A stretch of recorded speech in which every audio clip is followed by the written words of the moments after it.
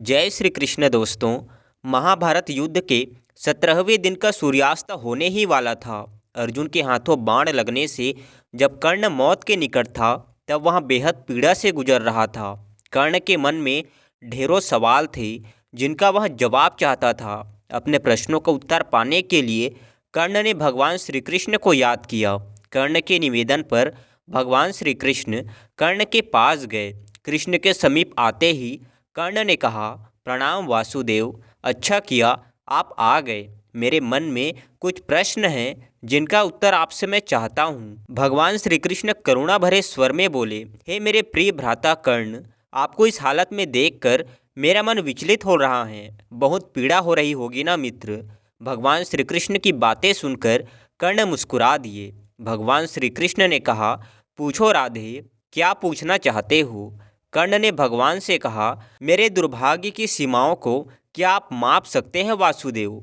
मैं सूर्य पुत्र राधे कर्ण के नाम से जाना जाता हूँ। मैं कुंती पुत्र कर्ण राध्या के नाम से जाना जाता हूँ। मैं कुलीन युधिष्ठिर, शक्तिशाली भीम, सूरवीर अर्जुन, सुंदर नकुल और बुद्धिमान सहदेव का ज्येष्ठ भ्राता कर्ण राधे के नाम से जाना जाता हूँ। सारा संसार मुझे सूत पुत्र कहता रहा और मैं सुनता रहा।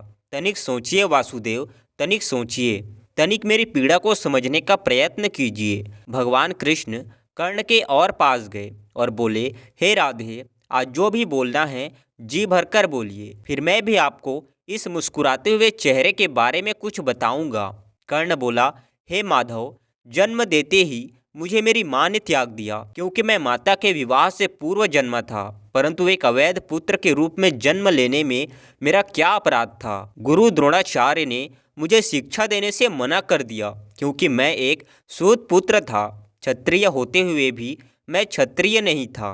जीवन भर मैं इस बोझ को ढोता रहा, परंतु इसमें मेरा क्या अपराध था। भगवान परशुराम ने मुझे उपहार स्वरूप शिक्षा दी, परंतु अभिशाप स्वरूप श्राप भी दिया कि जिस वक्त इस विद्या की मुझे सबसे अधिक आवश्यकता होगी उस वक्त मैं उस विद्या को भूल जाऊंगा। अब बोलो केशव, इसमें मेरा क्या दोष था। एक बार जब मैं अपनी शब्द विधि बाण की विद्या का अभ्यास कर रहा था तब मेरा तीर गलती से एक बछड़े को लग गया और एक बछड़े की मृत्यु हो गई, जो बस एक दुर्घटना मात्र थी। मेरे बार बार माफी मांगने पर भी बछड़े के स्वामी ने मुझे श्राप दिया कि असहाय अवस्था में मेरी भी मृत्यु होगी, जबकि इस दुर्घटना में भी मेरा कोई दोष नहीं था, परंतु फिर भी मुझे उस श्राप का कष्ट भोगना पड़ा।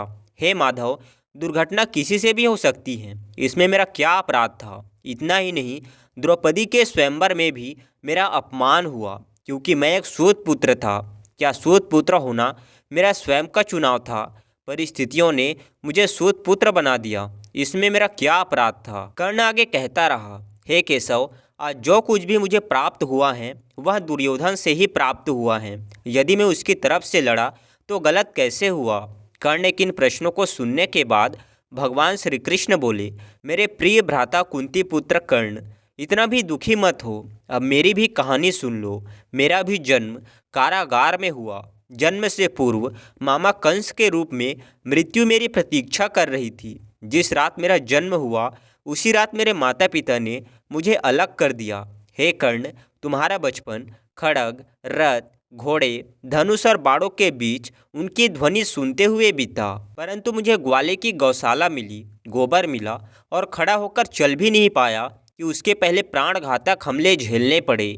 कोई सेना नहीं, कोई शिक्षा नहीं, कोई गुरु नहीं, लोगों से सिर्फ ताने ही मिले कि गोकुल में इन प्राणघातक हमलों का मूल कारण मैं हूँ। तुम्हारे गुरु परशुराम तुम्हारे शौर्य की तारीफ करते हुए कह रहे थे कि भगवान शिव को छोड़कर तुम्हें कोई परास्त नहीं कर सकता।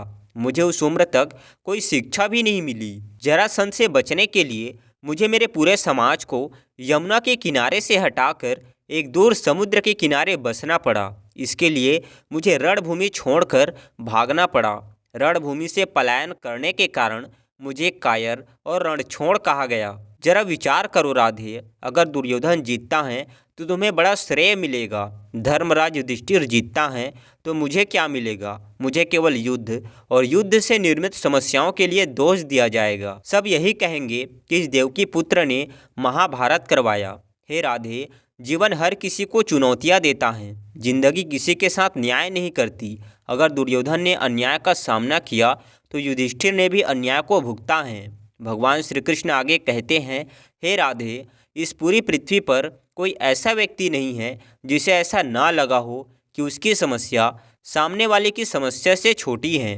हर किसी को ऐसा ही लगता है कि उसकी समस्या की पोटली सामने वालों की पोटली से बड़ी है, परंतु यह सत्य नहीं होता। हर किसी की समस्या अपने अपने स्थान पर बड़ी ही होती हैं, लेकिन इसका मतलब यह नहीं है कि तुम गलत मार्ग पर चलकर अपनी समस्याओं का समाधान ढूंढने लगो, क्योंकि हमारी प्रकृति किसी को भी अधर्म के मार्ग पर चलने की अनुमति नहीं देती। अगर कोई अपनी समस्याओं का समाधान पाने के लिए अधर्म के मार्ग पर चलेगा तो उसकी दशा तुम्हारे जैसा ही होगा।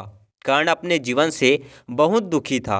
उसे लगता था कि उसका जीवन बेहद ही अधिक कष्टों से बीता है, परंतु जब भगवान श्री कृष्ण ने अपने जीवन की तुलना कर्ण के जीवन से की, तब कर्ण को समझ में आया कि कृष्ण की समस्याओं के आगे मेरी समस्या कुछ भी नहीं है। अंत समय में कर्ण भगवान श्री कृष्ण का ज्ञान सुनकर बेहद तृप्त महसूस कर रहा था और शांत मन से कर्ण ने अपने प्राणों को त्याग दिया।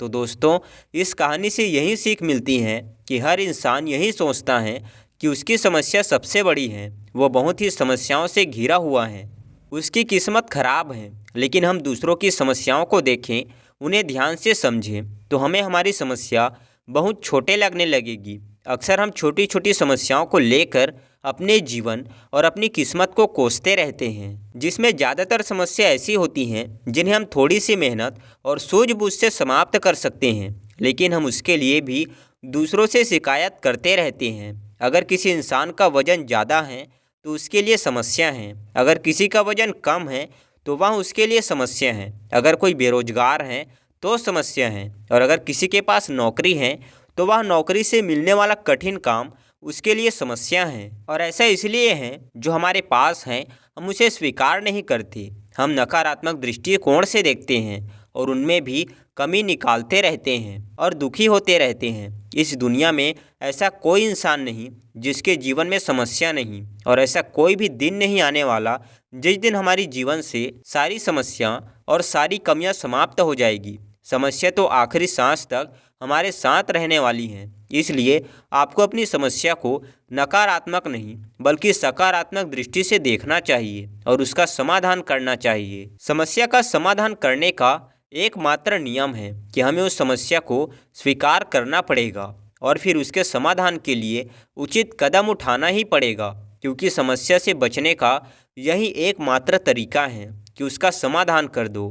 दोस्तों, हम उम्मीद करते हैं यह वीडियो आपको अच्छा लगा होगा। धन्यवाद।